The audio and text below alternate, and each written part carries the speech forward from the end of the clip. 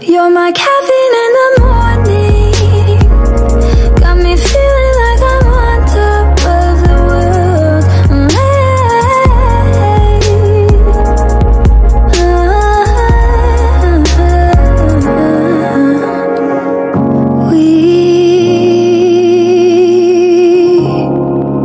We don't try to impress.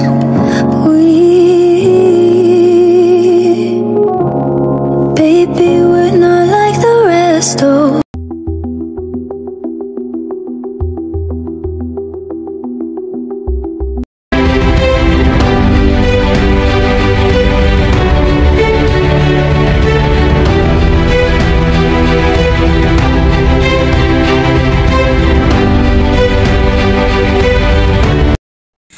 Ang ginikanan kan malilipot, kan panahon din ngaran ang malilipot.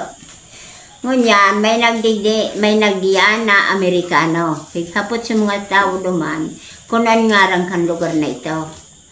Nagsisimbag man da so, hinapot, maliputon ngayon baga. Di, inginaranan na sa nakan Amerikano, ang lugar na malilipot.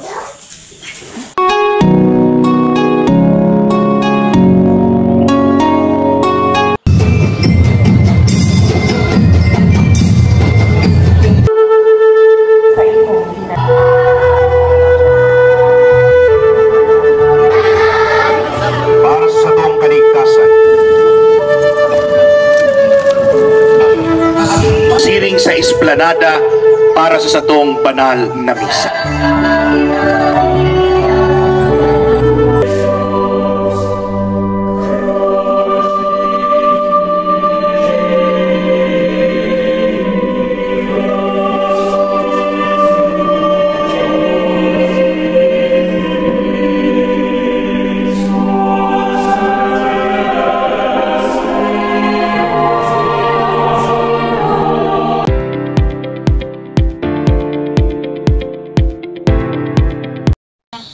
Iyong pangalan?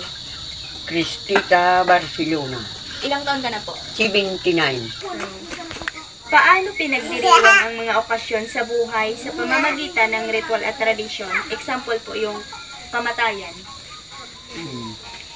Ang pagkagadan, pagkalubong,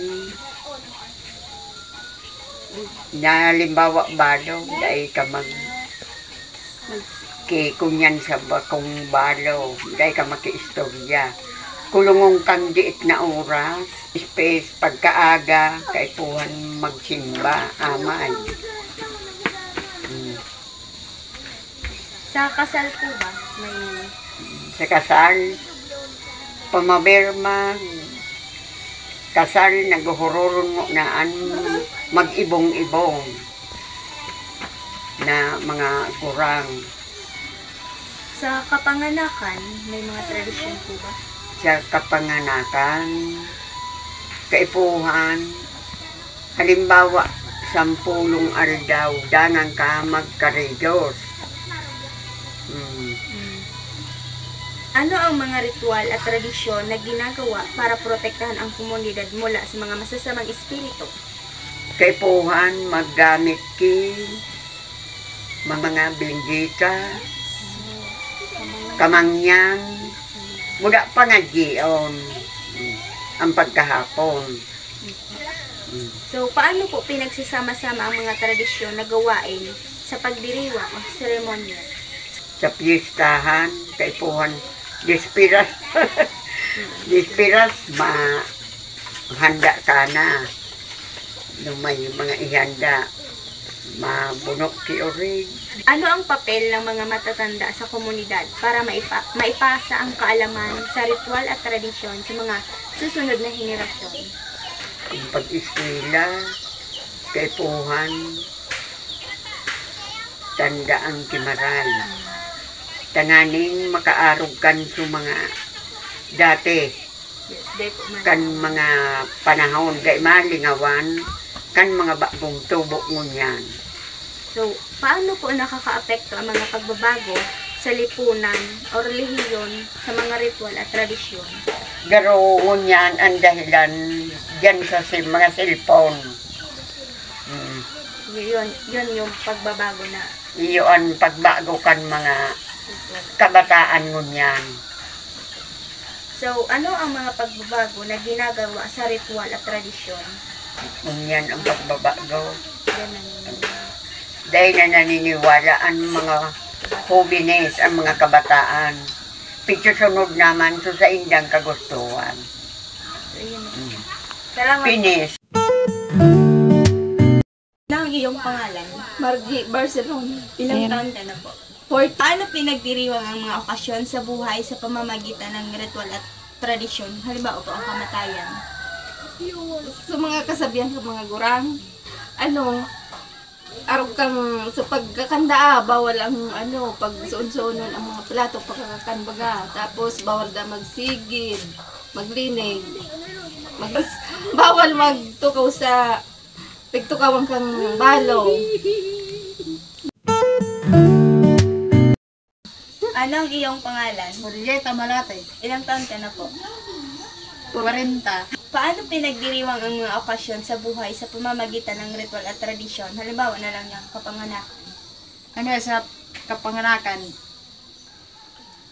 pag bagong aki, bawal niya mag-garigos hanggat dahil pa nga 13 days. Tapos, bawal mag-inom na malipot. Tapos, kaipuhan, pag nakakarigos, kaipuhan na mag-inom na mga linakgang down. Ano ang iyong pangalan? Ako si Eunice Barcelona, 19 years old from Calvario. Ano ang mga ritual at tradisyon na ginagawa para sa agrikultura at iba pang hanap buhay sa malilipot? Sa malilipot, bigi sa Calvario, igigibong ritual. Sa nagtatanong kay papa ko, pagkatapos niya magbakbol, aano siya duman sa ito sabihin na bulay na nagtutulog siya. Kaya, bunay, tapos, basta sa pwedeng itulog. Tapos nagapakad siya. Ang mga ritual at tradisyon na ginagawa para protektahan ang komunidad mula sa kalamidad, sakit o masasamang espiritu. Kalamidad, ngayon. Hindi naman siya actually kalamidad. Ngayon, arag kayo pag, ngayon, may okasyon, ngayon, may okasyon niya kinagahan. Ngayon, arag kayo ng hapon. Like, for example, digli sa Calvario na ikasal ngayon. Tapos medyo mauran-uran, maraot ang panahon. Ang gigigibo pang ibang gurang, nagdadyansin na sa simbahan, nagtutulod ki. Bunay ngayon, tapos na kihoron, nakikimahirak na.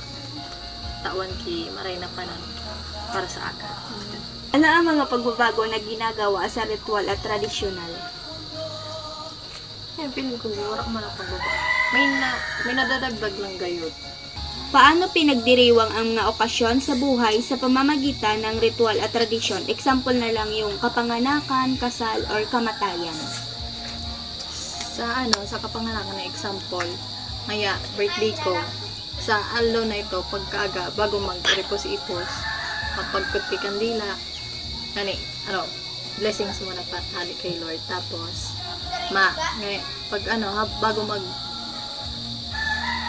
bago ang pinaka-main celebration, mapangadji mo na ngayon, manubin na. Tapos, sa kasal naman, ang tradisyon, bago maglaog sa reception or sa harong, hungiton mo na kay Aso Maritas Tubig.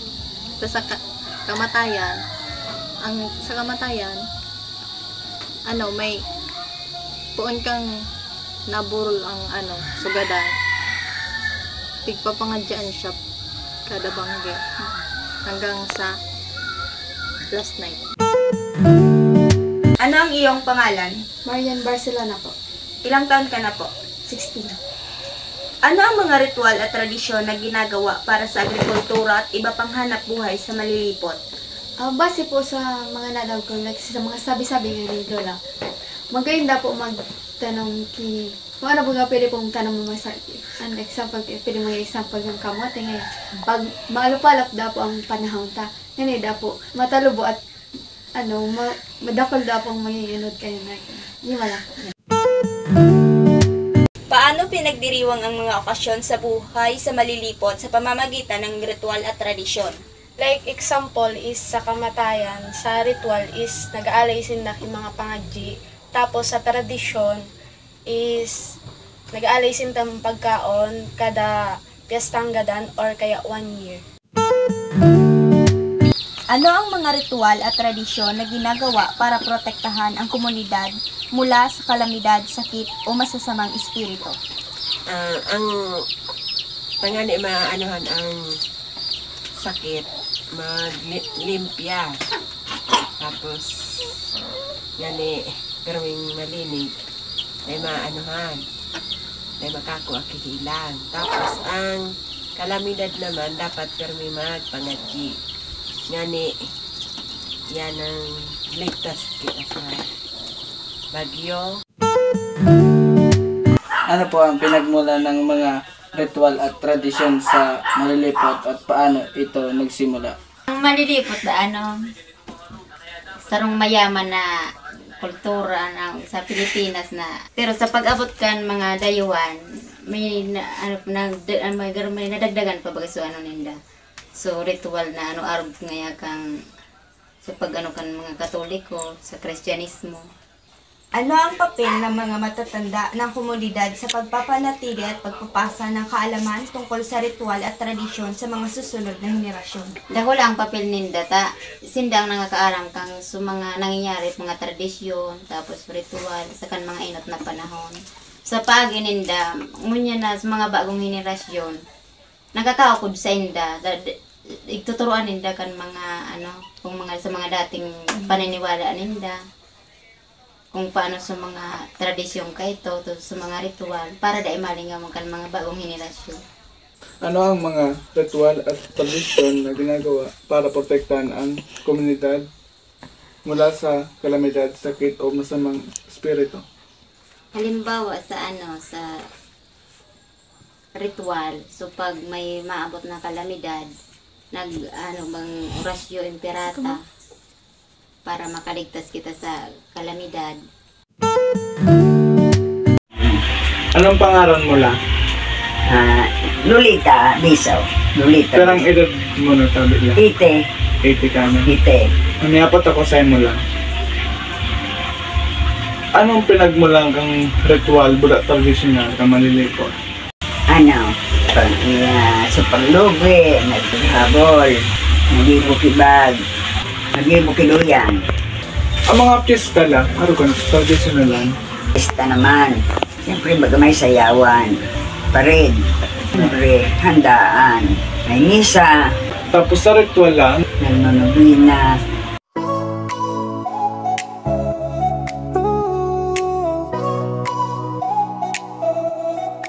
Friday clock just hit 5. Shake the week off, feel alive. Jeans ripped at the knee, lipstick stains on whiskey. Neon lights through Uber glass, laughing at our working class. Money's problems fade to gray, weekend vibes won't obey. Weekend vibes in stereo. Tala, ano pong pangalan niyo po? Ano ang pangalan ko? Opo. Lauro. Bilaos. Bilao. Pira na po ang edad mo? 109. Kung ano po yung mga sabi-sabi or kwentong bayan ng lumang simbahan ng malilipot? Nag-ibukan mga Kastila pa. Dahil mo ang Kastila. 300 na taon pagsakop ng Pilipinas.